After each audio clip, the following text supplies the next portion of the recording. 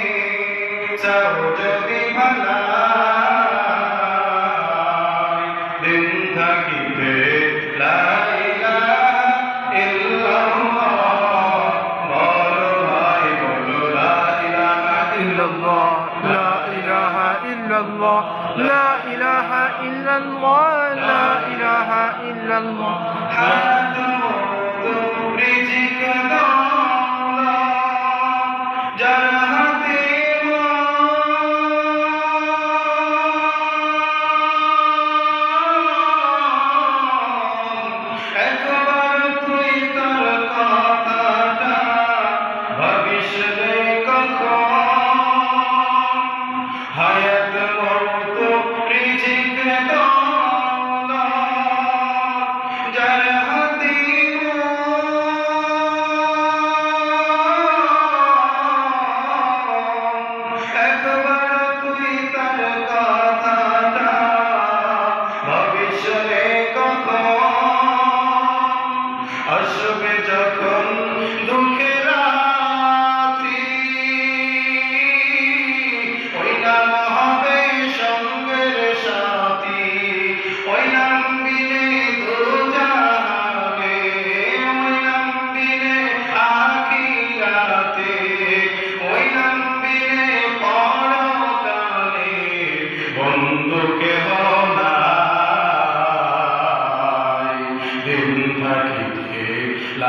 ইলাহা ইল্লাল্লাহ বলো ভাই বলো লা ইলাহা ইল্লাল্লাহ لا إله إلا الله لا إله إلا الله لا إله إلا الله لا إله إلا الله لا إله إلا الله لا إله إلا الله মুহাম্মাদুর রাসূলুল্লাহ সাল্লাল্লাহু আলাইহি ওয়াসাল্লাম। সম্মানিত হাজির, যে আল্লাহ সুবহানাহু ওয়া তাআলা এই পবিত্র জিলকদ মাসের চতুর্থ জুমায়, এই জিলকদ মাস আজকের জুমায় শেষ, জিলকদ মাসের শেষ জুমা, এরপরে আসতেছে জিলহজ। তো যে আল্লাহ সুবহানাহু ওয়া তাআলা আপনাকে আমাকে যাচাই বাছাই করে, পছন্দ করে, মহব্বত করে, ভালোবেসে সবার আগে এই মসজিদে আসার বসার সুযোগ করে দিলেন, সেই মহানের দরবারে প্রাণ করে উচ্চস্বরে উচ্চকণ্ঠে আওয়াজে সকলে ইনশাআল্লাহ তাআলার শুকরিয়া আদায় করি। আলহামদুলিল্লাহ, আলহামদুলিল্লাহ। দরুদ সালাম পাঠ করি সেই মানবতার মুক্তির নূরের জন্য, যিনি আপনার আমার কিয়ামতের কঠিন মুসিবতের সময় একান্ত রেজিস্টার বিশ্ব মানবতার শিক্ষক, কিয়ামতের কঠিন মুসিবতের সময় যেই নবী ইয়া উম্মতি বলবে আর কাঁদবে, সেই নবীজির প্রতি দরুদ সালাম পাঠ করি। সকলে বলি সাল্লাল্লাহু আলাইহি ওয়াসাল্লাম। মাগফিরাত কামনা করি ওই সকল ভাইদের জন্য যারা দিনের জন্য প্রাণ দিয়ে শহীদ হয়েছে, নিজের তাজা রক্ত জমিনে ঢেলে দিয়েছে। আল্লাহ তাআলা সবাইকে জান্নাতুল ফেরদাউসের মেহমান বানাই দেন। সকলে বলেন আমিন। আমিন। এখনো যারা বাড়িতে আছে, মসজিদে আসতে পারে নাই, আমরা তাদের জন্য দোয়া করি, আল্লাহ তাআলা তাদেরকে তাড়াতাড়ি মসজিদ ঢুকে পড়ে দেন। বলেন আমিন। আমিন। আজকে আমরা আলোচনা শুনব এই পৃথিবীর জমিনে আল্লাহ তাআলা কেন সর্বপ্রথম কোরআন দান করলেন। আলোচনার পয়েন্ট আজকে মনে আছে? আমরা গত জুমায় এই আলোচনাটা সমাপ্ত ছিল। পৃথিবীর জমিনে আল্লাহ সুবহানাহু ওয়া তাআলা কেন সর্বপ্রথম কোরআন আমাদেরকে দান করলেন, কখন এসেছে এই কোরবানি, এই কোরবানি সংক্রান্ত বিষয় নিয়ে আজকে আমরা আলোচনা করব ইনশাআল্লাহ। আমরা অনেকে বলি ঈদুল আযহা বা বড় ঈদ বা কোরবানি ঈদ। এই ঈদের মাধ্যমে আমরা আল্লাহ তাআলাকে প্রশংসিত করি। এই ঈদের মাধ্যমে আমরা আল্লাহ তাআলার শুকরিয়া আদায় করি। এক হলো সালাতের মাধ্যমে, আর এক হলো কোরবানি করার মাধ্যমে। তো এই কোরবানি সংক্রান্ত কিছু বিষয় আজকে আমরা আলোচনা শুনব। এই পৃথিবী আল্লাহ তাআলা যখন সৃষ্টি করলেন, সৃষ্টি করার পরে আমাদের আদি পিতা আদম সফিউল্লাহ আলাইহিস সালাতু ওয়াস সালামকে সৃষ্টি করে আল্লাহ তাআলা জান্নাতে স্থান দিলেন। এই জান্নাতে স্থান দেওয়ার পরে আল্লাহ রাব্বুল আলামিন আদম আলাইহিস সালাম, মা হাওয়া আলাইহিস সালামকে জান্নাত থেকে বের করে দিলেন। এই যে দুনিয়ার জমিনে হজের কতগুলো নমুনা শুরু হয়ে গেল। এই হজের মাস শুরু হওয়ার সাথে সাথে, এই জিলহজ মাস শুরু হওয়ার সাথে সাথে দুইজন পয়গম্বরের স্মৃতি আমাদেরকে খুব বেশি অনুসরণ করতে হয়। এক হলো আমাদের আদি পিতা আদম সফিউল্লাহ আলাইহিস সালামকে খুব বেশি অনুসরণ হয়ে যায়। আর এক হলো আমাদের জাতি পিতা ইব্রাহিম আলাইহিস সালামকে খুব বেশি আমাদেরকে অনুসরণ করতে হয়। তো আল্লাহ রাব্বুল আলামিন আদম এবং হাওয়া আলাইহিস সালামকে জান্নাত থেকে পাঠিয়ে দিলেন। জান্নাত থেকে বের করে দেওয়ার পরে দীর্ঘদিন অতিবাহিত হওয়ার পরে আল্লাহ তাআলা আমাদের আদি পিতা আদম আলাইহিস সালাম, মা হাওয়া আলাইহিস সালামকে যে স্থানে তাদের দুজনের সাক্ষাৎ হয়েছে, ওই স্থানটার নাম হচ্ছে আরাফা। স্থানটার নাম কি? আরাফা। আরাফা শব্দের অর্থ হচ্ছে পরিচিত হওয়ার স্থান। মা আদম আলাইহিস সালাম, বাবা আদম আলাইহিস সালাম, মা হাওয়া আলাইহিস সালামের যে আরাফার ময়দানে সাক্ষাৎ হলো, সাক্ষাৎ হওয়ার পরে দুনিয়ার জীবনে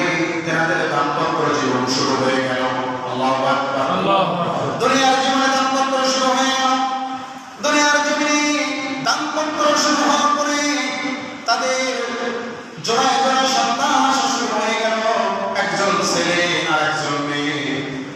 আমাদের আদি পিতা হযরত আদম আলাইহিস সালাম মা হাওয়া আলাইহিস সালাম থেকে সৃষ্টির সূচনা শুরু হয়ে গেল, জয় জয় সন্তান আসা শুরু হয়ে গেল।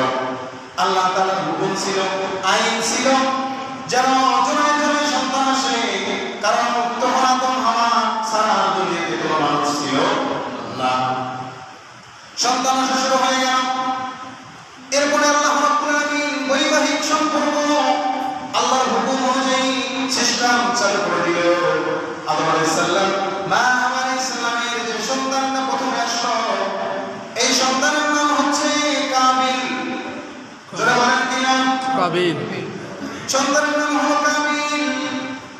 এরপরে কাবিলের সাথে তার একটি বোন আসলো, তার নাম হলো আকলিমা।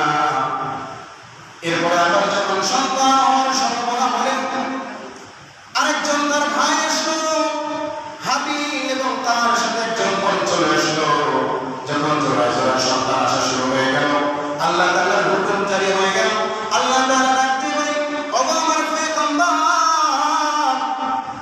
প্রথম সময়ের ছেলে, দ্বিতীয় সময়ের মেয়ে, দ্বিতীয় সময়ের মেয়ে, প্রথম সময়ের সন্তান, দুজনের বিবাহ দিয়ে দেন।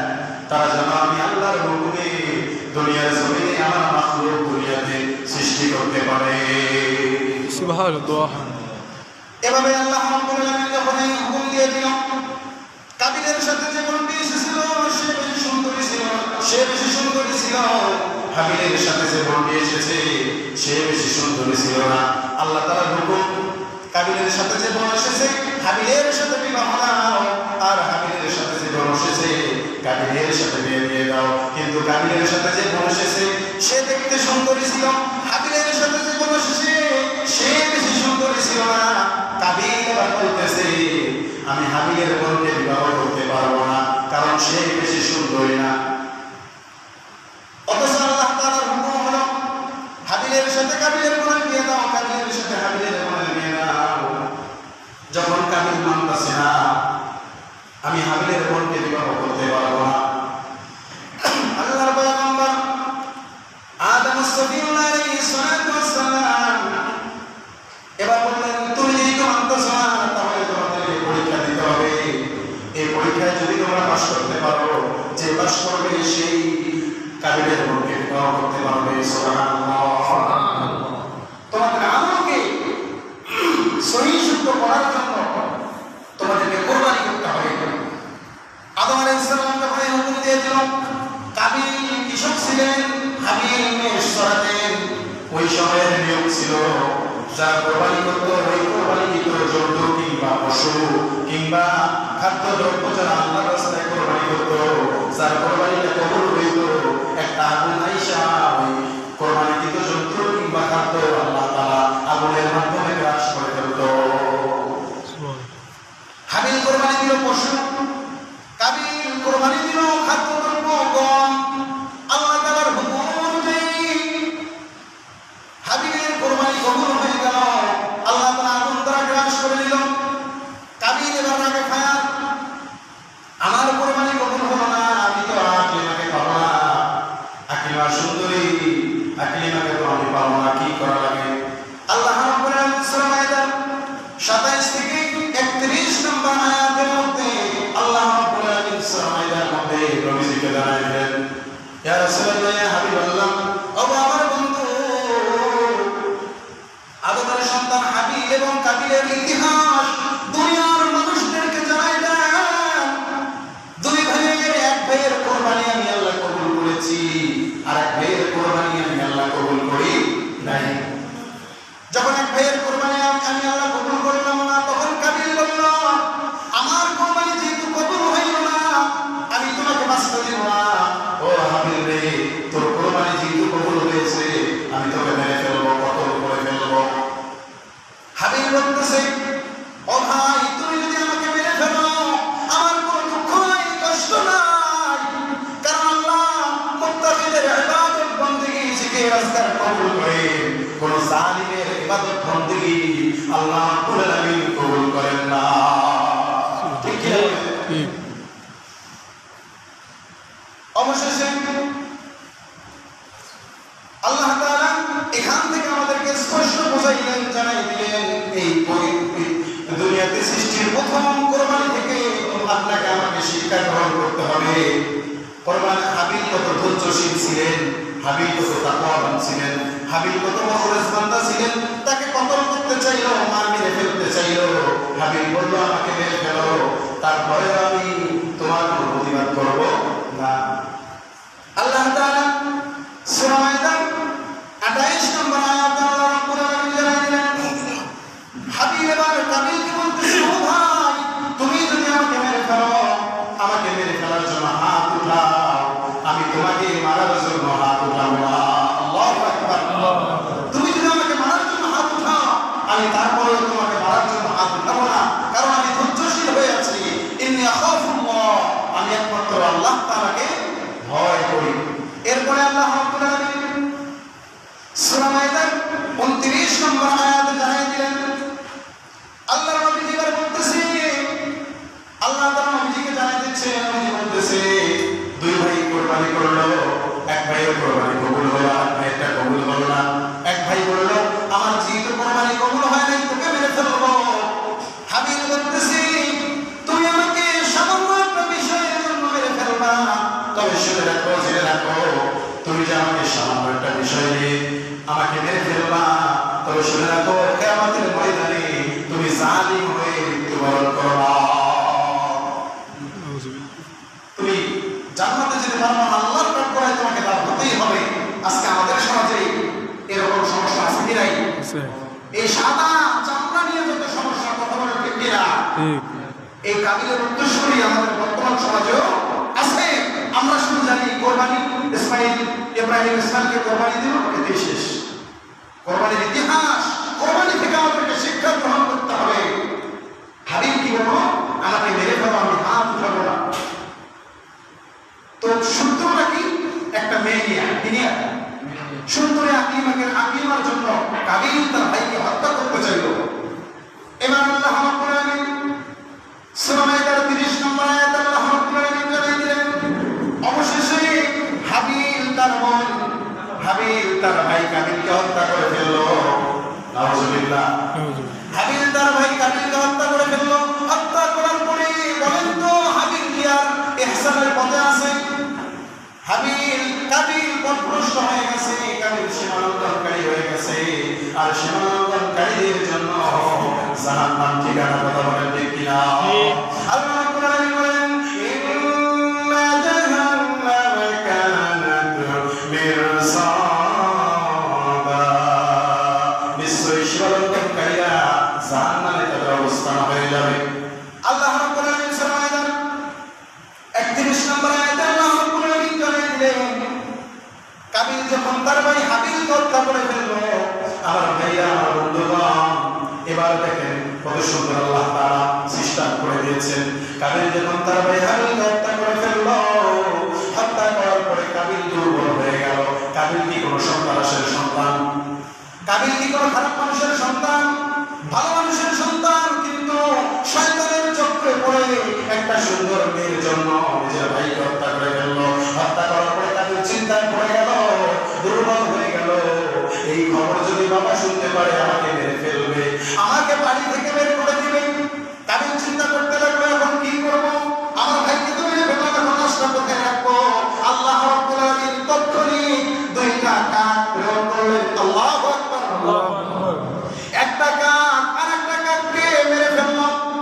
একটা কাক যখন আরেকটা কাককে মেরে ফেলল, মেরে ফেলার পরে যে কাকটা মেরে ফেলল, ওই কাকটা পা দিয়ে গর্ত করা শুরু করলো।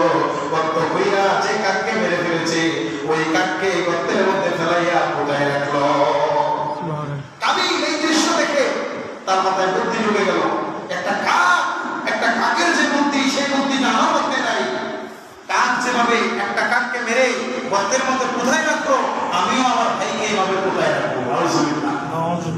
এই দুই ভাইয়ের মাধ্যমে আমরা যে মুসলমান, আমাদের যে একটা দাফন কাফনের সিস্টেম, আল্লাহ তাআলা এই দুই ভাইয়ের মাধ্যমে দাফন কাফনের একটা সিস্টেম আমাদের কাছে প্রতিষ্ঠিত করলেন। সুবহানাল্লাহ। তো আমরা শুধু কোরবানি কি জবাই করা যাবে না? এবার আসেন আরো আছে। কাবিল তার ভাই হাবিলকে হত্যা করার পরে কাকের দৃশ্য দেখে তার ভাইকে গর্তের মধ্যে কোথায় রাখলো, কোথায় রাখার পরে আল্লাহ তাআলা সব কিছু দেখাইলো। দেখার পরে বলেন তো কাবিল কি কিয়ামতের মাঠে আল্লাহর কাঠ করে তার হতে হবে কি হবে না? হবে।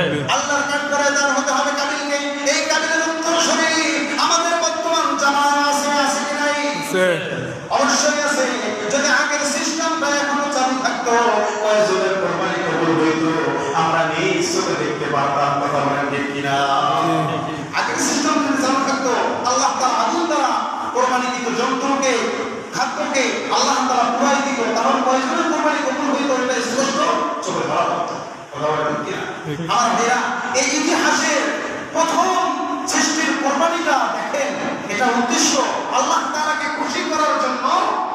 এই কোরবানি আল্লাহ তাআলা আদম সফিউল্লাহ আলাইহি ওয়াসাল্লামের উপর রহিত করেছিলেন। ঠিক একইভাবে ইব্রাহিম নবী আলাইহিস সালাতু ওয়াসসালাম পর্যন্ত তাদের কোনো উদ্দেশ্য, তাদের কোনো নিয়ম আল্লাহ তাআলার রাহে কবুল করার জন্য তারা কোরবানি করত। আমার ভাইরা, আমার বন্ধুগণ,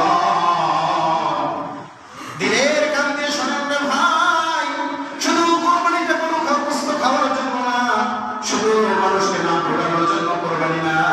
আমার ভাইরা, আমার বন্ধুগণ, ইব্রাহিম আলাইহিস সালাতু ওয়াসসালাম তেনার দিন দিন বয়স বেড়েই যাচ্ছে। ইব্রাহিম আলাইহিস সালাতু ওয়াসসালাম ওনার বয়স বেড়ে যাচ্ছে, কিন্তু আল্লাহ সন্তান দিচ্ছেন না। ইব্রাহিম আলাইহিস সালাতু ওয়াসসালাম আল্লাহর কাছে দোয়া করতেন, রব্বি হাবলি মিনাস সালিহিন। আল্লাহু আকবার। ইব্রাহিম আলাইহিস সালাতু ওয়াসসালাম আল্লাহর কাছে দোয়া করতেন, আল্লাহ রব্বি হাবলি মিনাস সালিহিন, আমাকে একটা নেক সন্তান দান করো। আমি দোয়া করি, আল্লাহ আমাকে এমন একটা সন্তান দান করো, বর্তমান সুপারস্টার শাকিব খান আমার সন্তান যেন শাকিব খানের মতো হয়। দোয়া করে কি করি না? আল্লাহ আমার সন্তানটা এত সুন্দর বানাই দিবা, অন্যের সন্তানের চেয়ে যেন আমার সন্তানটা সুন্দর হয়। কথা বলেন ঠিক কিনা? আর নবীরা কি দোয়া করতো? রব্বি হাবলি মিনাস সালিহিন, হে আল্লাহ আমাকে একটা নেক সন্তান দান করো। আর আমরা দোয়া করি, আল্লাহ আমার এমন একটা মেয়ে দিবা, একটা তো ছেলে হয়েছে, আর একটা যখন মেয়ে দিবা আল্লাহ নায়িকা শামনুরের মতো বানাই দাও। এরকম দোয়া করে কি করি না? ইব্রাহিম আলাইহিস সালাতু ওয়াসসালামের বয়স যখন 86 বছর, জোরে বলেন কয় বছর? 86 বছর। সবার কাহিনী জানা আছে, কিন্তু আমরা ইতিহাসগুলো মনে রাখি না। না রাখার কারণে আজকে আমাদের অধিকাংশ মানুষের কোরবানি হচ্ছে না। কথা বলেন ঠিক কিনা? ইব্রাহিম আলাইহিস সালাতু ওয়াসসালামের বয়স যখন 86 বছর, বারবার যখন উনি আল্লাহর কাছে দোয়া করেন, রব্বি হাবলি মিনাস সালিহিন, আল্লাহ আমাকে একটা নেক সন্তান দান করো। আল্লাহ বলে, ইব্রাহিম রে, তুই যেহেতু বারবার আমার কাছে সন্তান চাচ্ছিস, আমি আল্লাহ তোর দোয়া কবুল করে দিলাম। সুবহানাল্লাহ। আর একটু জোরে বলেন সুবহানাল্লাহ। 86 বছর যখন কোনো মানুষের হয়ে যাবে, আমাদের জসমিয়া ভাইয়ের মতো চেহারা হবে। কথা বলে ঠিক কিনা? ঠিক। 86 বছর যখন কোনো মানুষের বয়স হবে, তখন কি সন্তান আসা সম্ভব? আল্লাহ চাইলে দিতে পারে, ঠিক কিনা বলে? আমার ভাইরা, আমার বন্ধুগণ, আল্লাহ তাআলা ইব্রাহিম আলাইহিস সালামের সন্তান দিয়ে দিলেন।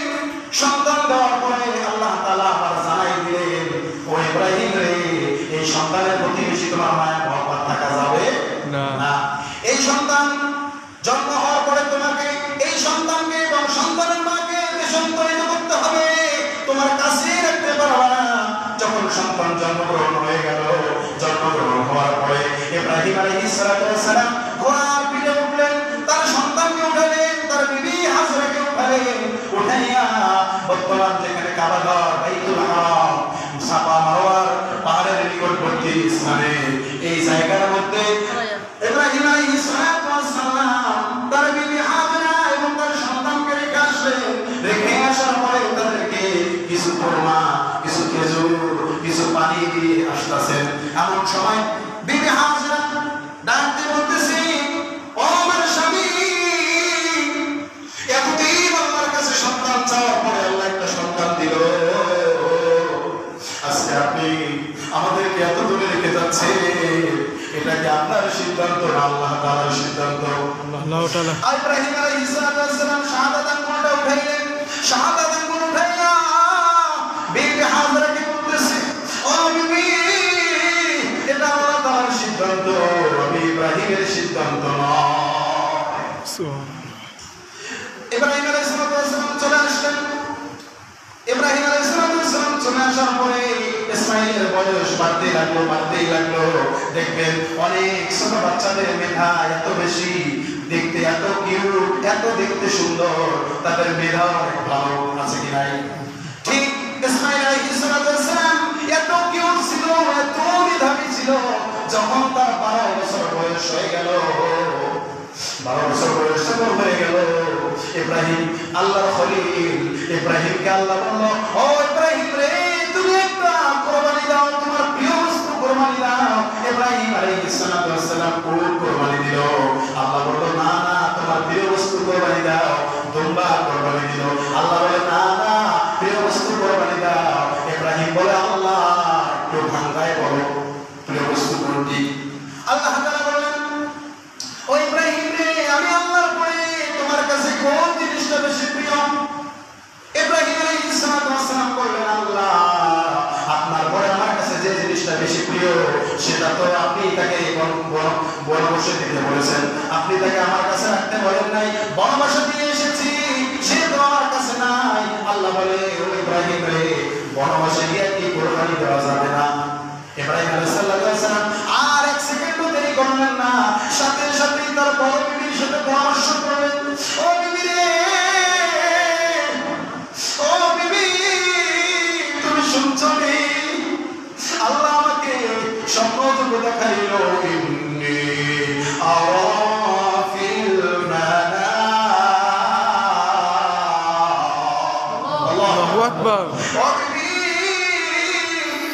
আল্লাহ আমাকে স্বপ্ন দেখাইলো, ইসমাঈলের বয়স এখন 12 বছর, তাকে কুরবানি করার জন্য। আল্লাহু আকবার, আল্লাহু আকবার। আমার ভাইরা, তাহলে বোঝা গেল নবীদের স্বপ্নটা ওহী। নবীদের স্বপ্নটা কি? ওহী। নবীদের স্বপ্নটা ওহী। আর আপনার আমার স্বপ্নটা হলো ভুয়া। আমরা এমন স্বপ্ন দেখি, আমরা স্বপ্নে দেখতেছি রাতের বেলা মুড়ি খাচ্ছি, চাউল ভাজা খাচ্ছি, সকালবেলা দেখি বালিশের যে শিমুলগুলোর বিচিগুলো থাকে, বিচিগুলো গালের মধ্যে, কথা বলে ঠিক কিনা? আমরা এমন স্বপ্ন দেখি, সকালবেলা নতুন সোনাকান্দা বাজস্থানে আমরা নেহারি খাচ্ছি, পরোটা খাচ্ছি, কিন্তু ঘুম থেকে উঠে দেখি বিছানার চাদর কামড়া কামড়ি রাতের মধ্যে পড়েছি, কথা বলে ঠিক কিনা? আমরা আবার এমন স্বপ্ন দেখি 3 বন্ধু মিলা পাক খেতে পোশাক করতেছি, আবার পাল্লাও বেশি, কার পোশাক কত দূরে যায়। এমন সময় বড় ভাই পাশে ছিল, বড় ভাই ঘোষা শুরু করে দিল, বৃষ্টি তো নাই, আওয়াজ আসতে কোথা থেকে, পানি কোথা থেকে আসলো, তাকায় দেখে ছোট ভাই পোশাক করতেছে। এরকম স্বপ্ন আমাদের হয় কিনা? কিন্তু নবীদের স্বপ্নটা হচ্ছে ওহী। যখন ইব্রাহিম আলাইহিস সালাম বিবি হাজারকে বলল, বিবি সায়রাকে বলল, ও সায়রা, আল্লাহ আমাকে স্বপ্নে দেখিয়েছে ইসমাঈলকে কুরবানি করার জন্য। এবার সায়রা ডাক দিয়ে বলে, ও আমার প্রাণের স্বামী রে, যদিও ইসমাঈল আমার নিজের সন্তান না, যদিও আমার সতীনের সন্তান, ও ইব্রাহিম, আল্লাহর এই কথাটা উগ্র করার জন্য যদি আমি সায়রার জীবন দিতে হয়, আমি সায়রা জীবন দিতে রাজি, তারপরেও তুমি আল্লাহর এই কথাটা উগ্র করো, আর আমি তো বাচ্চার মেয়ে, যা করা লাগবে আমি তাই করো, আমি তাই করবো, তুমি আল্লাহর এই কথাটা উগ্র করো। ইব্রাহিম আলাইহিস সালাম বললেন, কুরবানি দিছি কাম হয় নাই, দুম্বা কুরবানি দিছি কাম হয় নাই। ও বিবি, আরা ফিল মানা আন্নী আসবাহুকা ফানজুর মা যা তারা। আল্লাহ তাআলা পছন্দ করেছে আমার ইসমাঈলকে কুরবানি দিতে হবে। এবার সায়রা ডাক দিয়ে বলে, ও স্বামী রে, ও স্বামী, তুমি যাও, দেখি আমি আল্লাহর কাছে দোয়া করি, আমার চোখের পানির বদলা আল্লাহ দেখিয়া। ইব্রাহিম আলাইহিস সালাম চলে গেলেন কাবার প্রান্তরে, যেখানে ইসমাঈল এবং তার বিবি হাজারকে রেখে এসেছে। চলে যাওয়ার সাথে সাথে ইসমাঈল আলাইহিস সালাম ইব্রাহিমকে দেখার সাথে সাথে বলতেছে, ও বাবা, এক যুগ হয়ে গেল, প্রায় 12 বছর হয়ে গেল, ও বাবা, তোমাকে 2 চোখ দিয়ে দেখি নাই, আজকে তুমি এসেছো বাবা, বলো আমি তোমার কি খেদমত করতে পারি? সুবহানাল্লাহ, সুবহানাল্লাহ। ইব্রাহিম চোখে পানি রাখতে পারতেছে না।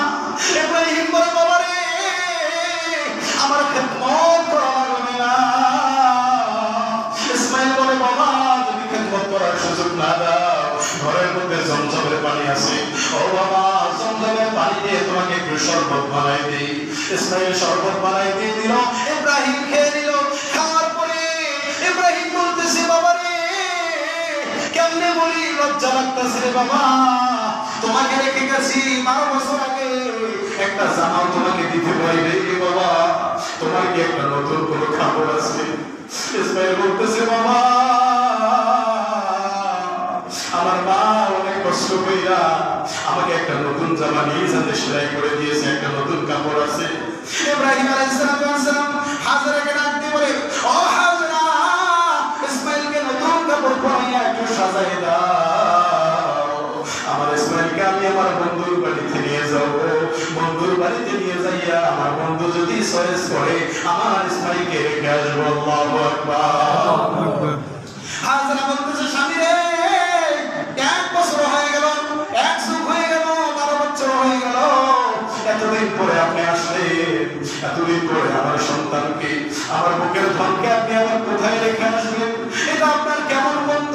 ইব্রাহিম বলে, ও বিবি হাজরা, এখান থেকে 4 থেকে 5 কিলো দূরে মিনার প্রান্তরে আমার এই বন্ধুর বাড়িতে রেখে আসবো। বিবি হাজরা বুঝতে পারলো, বিবি হাজরা ডাকতে বলে, স্বামী আপনার সন্তান আপনি কোথায় রাখবেন না আপনি জবাই করবেন, এটা আপনার ব্যাপার। আল্লাহু আকবার।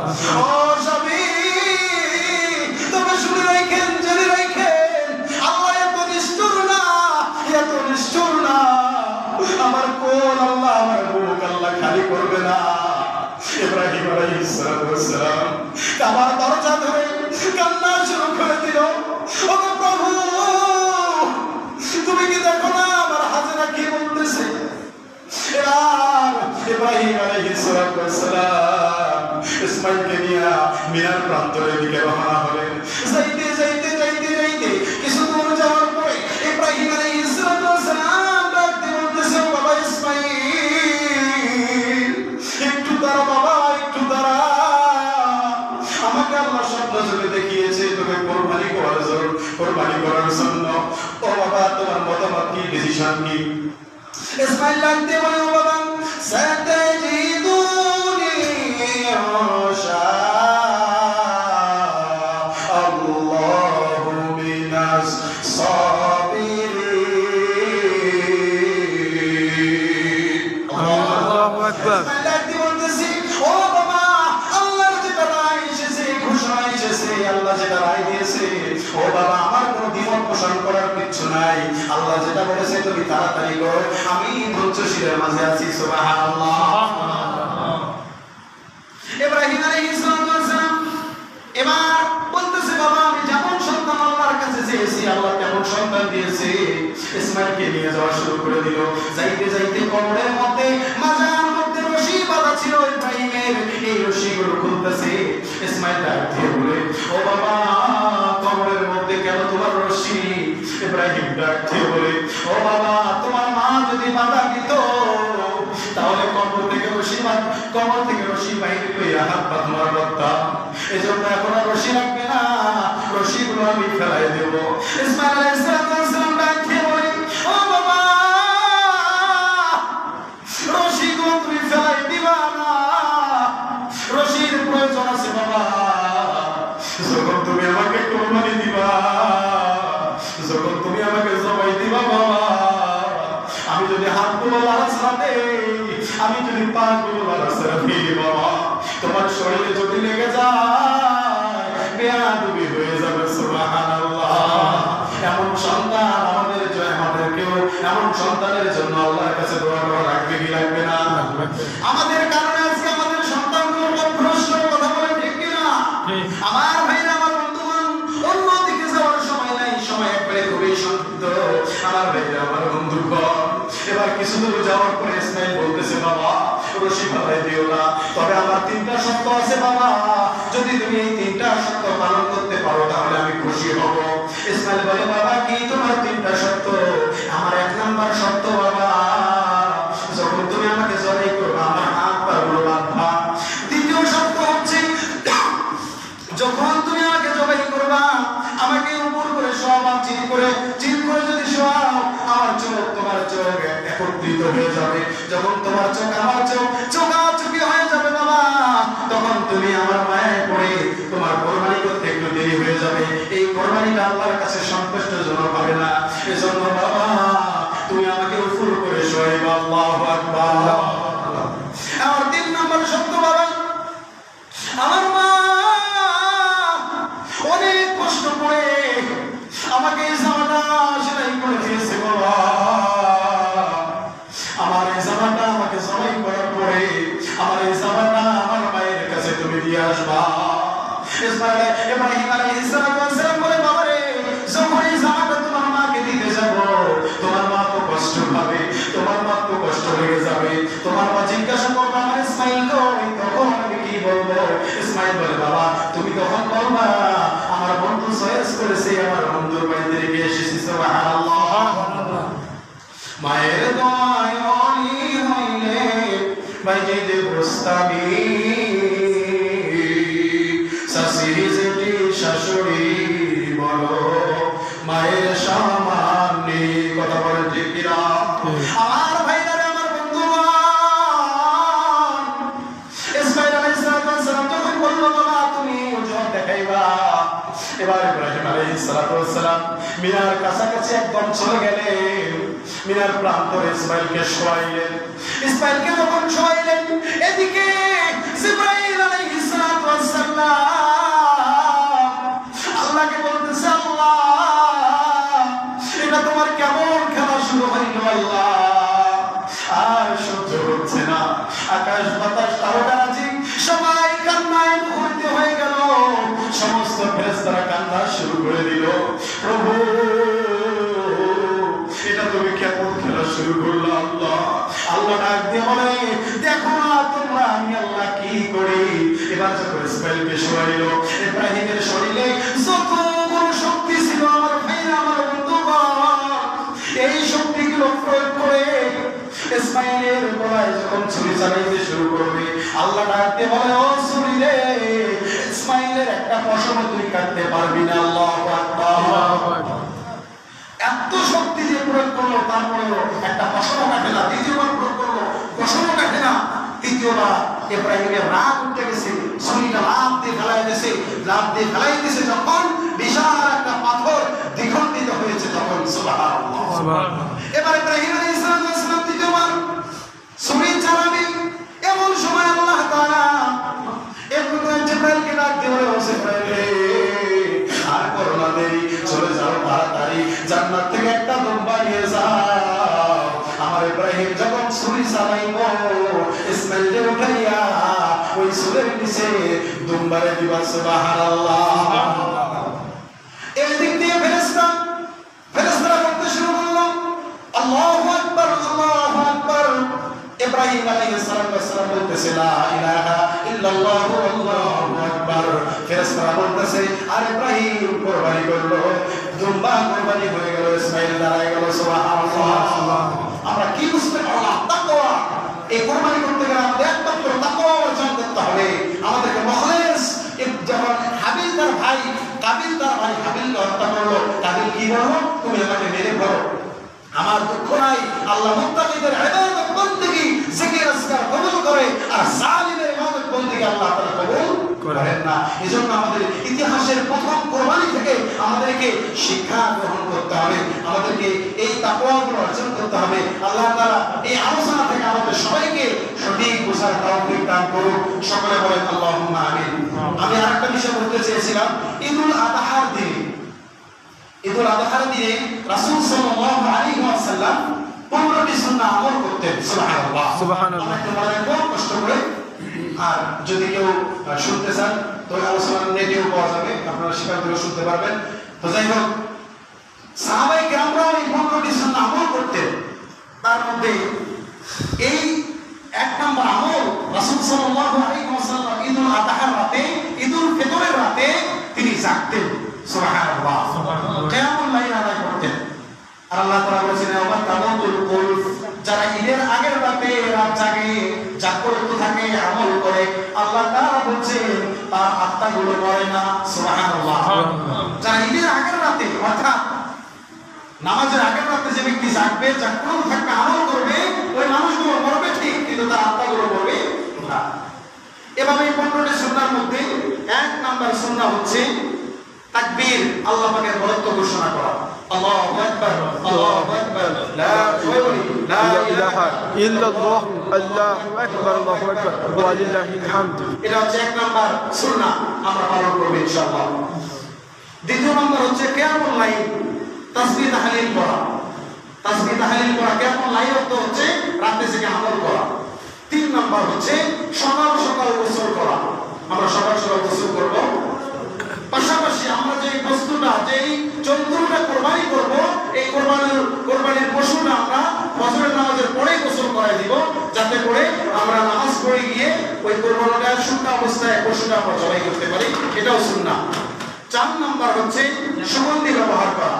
কি ব্যবহার করা? সুগন্ধি ব্যবহার করা, আমরা সুগন্ধি ব্যবহার করব। 5 নাম্বার সবচাইতে দামি সুন্দর পোশাক পরা। এখন প্রশ্ন থাকতে পারে, হুজুর আমার তো লকডাউনের কারণে আমার টাকা পয়সা কম, ইনকাম কম, আমার তো নতুন পোশাক নাই, কি করব? তো যেই পোশাকটা পুরনো আছে, এই পোশাকটা সুন্দর করে ধুয়ে আমরা ইস্ত্রি করে বা লন্ড্রি করে আমরা এটা করব।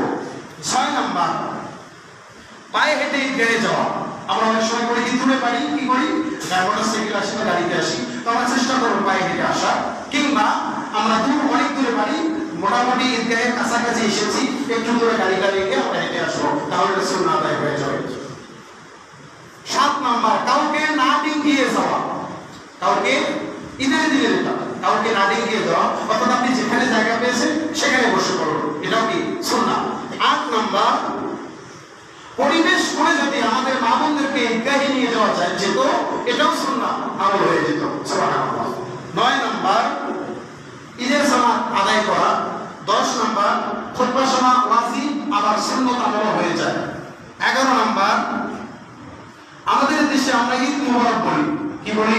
ঈদ মুবারক। ঈদ মুবারক বলি, কিন্তু ঈদ মুবারক বলা জায়েজ, একটা জায়েজ আর একটা সুন্নাহ, দুটোর মধ্যে পার্থক্য আছে কিনা? জায়েজ আর সুন্নাহর মধ্যে পার্থক্য। সুন্নাহটা হচ্ছে আমরা এইভাবে বলতে পারি তাকাব্বালাল্লাহু মিন্না ওয়া মিনকুম, এটা আমরা বলার চেষ্টা করব। আমরা ঈদ মুবারক বলে বলা হবে না, কোনো সওয়াব হবে না, কিন্তু তাকাব্বালাল্লাহু মিন্না ওয়া মিনকুম বললে সুন্নাহ আদায় হয়ে যাবে। 12 নাম্বার রাস্তা পরিবর্তন করা। আমরা এক রাস্তা দিয়ে গিয়ে এসেছি, অন্য রাস্তা দিয়ে গিয়ে বাড়িতে যাবো ইনশাআল্লাহ, এটা রাসূল সাল্লাল্লাহু আলাইহি ওয়াসাল্লাম এই সুন্নাহটা আমল করতেন। 13 নাম্বার মুসাফাহা কোলাকুলি করা। আপনার সাথে এক বন্ধুর অনেক দিন থেকে দেখা নাই, তার সাথে দেখা হয়েছে, তার সাথে মুসাফা করবেন কিংবা কোলাকুলি। যার সাথে অনেকদিন পর দেখা হয়েছে তার সাথে মুসাফা করবেন, আর যার বাড়ি আপনার বাড়ির সাথে পাশে সবসময় দেখা হয় তার সাথে কোলাকুলি করবেন। 14 নাম্বার কোরবানির পশু জবাই করা। এখন আপনি ঈদের নামাজের আগেই যদি কোরবানির পশু জবাই করেন তাহলে এটা সাধারণ জবাই হবে, কোরবানির ওয়াজিব আদায় হবে না। 15 নাম্বার হচ্ছে রাসূল সাল্লাল্লাহু আলাইহি ওয়াসাল্লাম ঈদের রাতে, ঈদের দিনে, ঈদুল আযহার দিনে কোরবানি করার আগে কিছু খেতেন না। কোরবানির বস্তু তিনি কোরবানির জন্য আমরা খুব তাড়াতাড়ি করে ঈদের নামাজটা নিব এবং কোরবানি তাড়াতাড়ি করে আমরা সেটা কোরবানির পশু বস্তুটা খাবো, এটা সুন্নাহ। রাসূল সাল্লাল্লাহু আলাইহি ওয়াসাল্লাম ঈদুল ফিতরের দিনে মিষ্টি খেয়ে ঈদের নামাজে যেতেন, আর ঈদুল আযহার দিনে তিনি না, কোরবানির পশু জবাই করার আগে তিনি কিছু খেতেন না। তো আমরা আল্লাহ তাআলা এই 15টি সুন্নাহ আমরা অমল করার চেষ্টা করব।